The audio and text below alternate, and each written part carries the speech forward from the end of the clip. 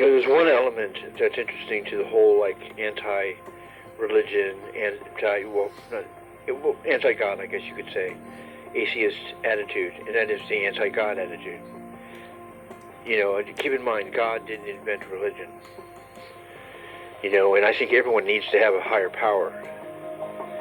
And within every faith, let's not call it religion. Christianity, Islam, everything. There is truth. All right, religion is used as a pathway to find yourself, spirituality. People use all kinds of things. You can even use drugs to find spirituality, to find your inner self, to find that higher God, to find whatever you need that pulls you out of the hole. Now, one of the most popular ones is the Bible. And I know everyone gives him a lot of hell, but I've always said, because of that sort of dislike in knowing the world that we live in, I listen to Minister Farrakhan. And he tells a story that is very interesting, that we tend to miss in the Bible. We tend to think of baby Jesus. We tend to think of this baby coming out of the, area of Nazareth, and he grows up and he walks around like some hippie, and he puts his hand on people and heals people. And yet, really, in many senses, there's this sort of element of Jesus that has gone through hell in life. One who's gone through everything, one who's felt all these experiences, one who's won and one who's lost. One who understands what it's like to live, not simply someone who's had perfect his whole life.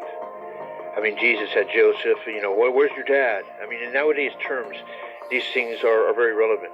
Are your parents divorced? Yeah, who's your daddy, man? I mean, you've got to think about all the things that are not put into the Bible that have to be included into a great story. If you believe it or not, it's besides the point. We all can relate to that. Well, one story that rarely ever gets mentioned is the book of Job. Is the book of Job, and I was unfamiliar with it at all. Now, one thing Minister Farrakhan cannot be said to not be able to do is he very much can decipher the Bible amazingly.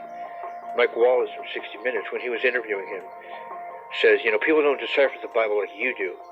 They don't understand it like you do. Now, who's to say he understands it? No, trust me, he understands it. He can decipher it perfectly. It's why he gets so many followers. He tells the story in such perfect terms. He understands and deciphers the words of the Bible. And when he talks about the second coming of Christ, it's amazing that he points out something most people don't even realize. That the second coming was a destroyer. He came to destroy those who were sinners. He came to destroy what you built as a world that was crap, that was garbage. He's going to come back, treading the winepress alone, as it's put in the Bible. Now, I'm telling you, I've seen too much of the Bible come true. I mean, in the last few years, if Revelation hasn't come true for you through fires and tidal waves and storms, I don't know what else you can say, because that's time. And he didn't say it would happen in 100 years, meaning Mr. Farrakhan. He was talking about now, and it's been happening. But when he tells the story of the book of Job, I love it, because he said, people presented themselves in front of the sons of God, presented themselves in front of Jesus. And the devil said, I have been able to devour all of your other sons, meaning the devil has gotten into all of your people, this planet. He says, well, have you gotten to my son Job? He says, his son. This is in the Bible. Now everyone laughs because Job is the nut. He's the kook. He's the hermit. That guy's an idiot. No one even likes that guy. Yeah, but he's crazy.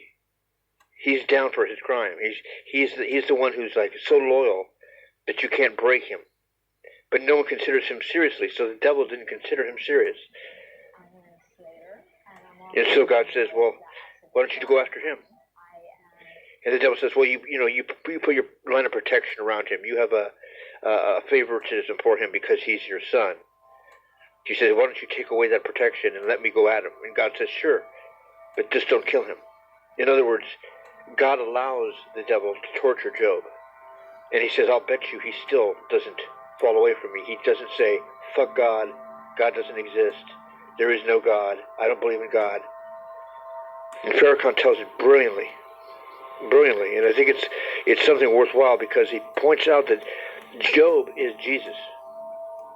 And now in the story, in the Bible, Job is an older guy. He's an old man. He has only a few friends. And some of his friends come and visit him in the book. You remember, it's called the Book of Job. It's not called Job the chapter. So it's a story about Jesus as an adult. So Jesus doesn't have to be baby Jesus. We think of it that way. And he deciphers it perfectly, and he gives a great story. And I think many of us can relate to that version of it. That Jesus is not necessarily a baby. Jesus can be the guy who's been through hell and made it. Sons of God came to present themselves before God. Yeah. And Satan came also with them. Whence cometh thou? I've been walking up and down, to and fro, seeking whom I may devour. Well, the God knew he had devoured the sons of God. He never asked Satan about one of them. He said, have you considered my servant Job?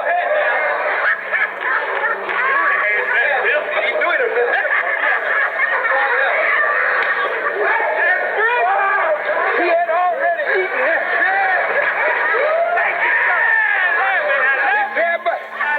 He said, I got one. I got one you can't get. And Satan said, oh, yeah, I get him too. You got that hedge around him, but remove that hedge and I'll make him curse you to your face. He said, let's make a deal. It's not behind what's behind the first door, the second door, the third door. Let's make a deal. Yes, sir. He said, I'm going to remove the hedge and do anything to him you please. Just don't take his life. See, Job was a sign of Jesus. Satan had devoured everything. Have you considered my son? I got one that ain't going to bow. And because one is not going to bow, all that come under that one will be alive. As by one man sin entered into the world, and death came also by sin. So by one man shall all be made alive. Yes, sir. Yes, sir. And so, yes, sir. And so, beloved, and so I'm afraid that on his return, we might be some of those saying, Lord, Lord, and he will say, depart from me, ye workers of iniquity, for I know you not. I don't want to be in that shape. I'm literally terrified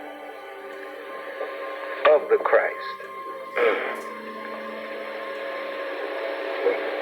Because he intends to destroy this world. He don't come back with an olive branch. No. The book said he came back at the head of 10,000, and he had a sword in his hand, and it was dripping with blood. Isaiah the prophet saw him coming, treading the wine press alone. And have you ever seen a wine press? In the old days, it was a big, huge vat where they put the grapes in it. And you'd wash your feet and wash your legs, and you would get in and tread the grapes down until your garment was red with the juice of the grape. They saw him coming, treading the wine press alone, treading the wicked down under his foot. America is under divine judgment even as we speak. She's a great country, the greatest on earth, but she's not righteous.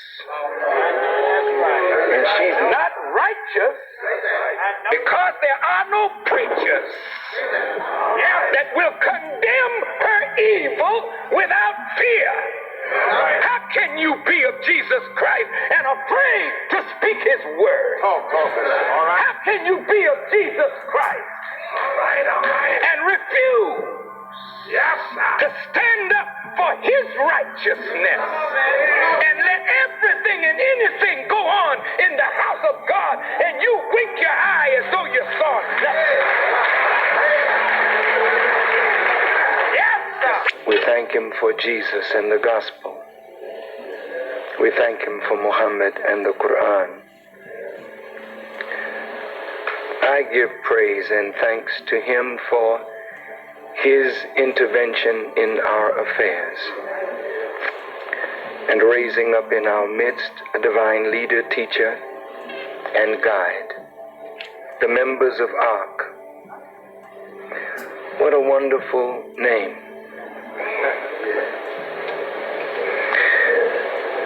As the storm clouds of this world's destruction gather,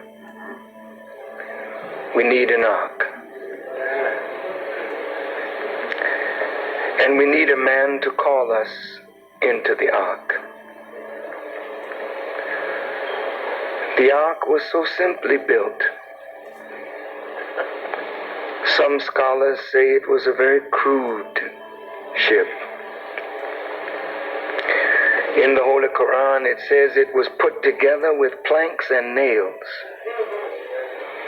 But it was floating on in our sight as a mercy. No matter how simple things look, when God is in it, no one can destroy it.